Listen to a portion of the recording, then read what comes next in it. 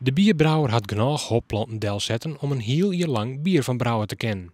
Maar voordat het zover is, moet er eerst al de vruchten plukt worden. En dat kost het een soort tijd. Hoe gaat het met het plukken op nota? Het gaat op zich goed, maar het is wat meer dan dat we dachten dat het wezen zou.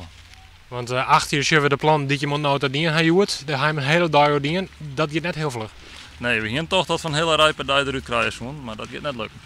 In het boeteloon wordt de risping machinaal dienen. Waarom dus hij te min planten steen had, is dat eens net rendabel. En dus moet alles maar de haan. Gelukkig kunnen ze zo gelijk zien of het echt goede hop is. Je kan aan de hopbel kan je zien, de werkzame stoffen, dat er goed wat van in zit. Dat is een soort geel poeder wat erin zit. En daarin kan je zien hoe riep dat de hopbel is. Ja, kun je zien dat je hem krijgen? Als je... Zo. Er zitten van die gele puntjes in. Ja, een soort gele korreltjes. En dat jouwt de smaak aan het bier. De eerste indruk is dus goed. En er is er genoeg opbrengst om aardig wat bier mee te brouwen. Maar hoe het smaakt, blijft nog geheim om het eind dit jaar. Dan moet het eerste bierke klaar wezen.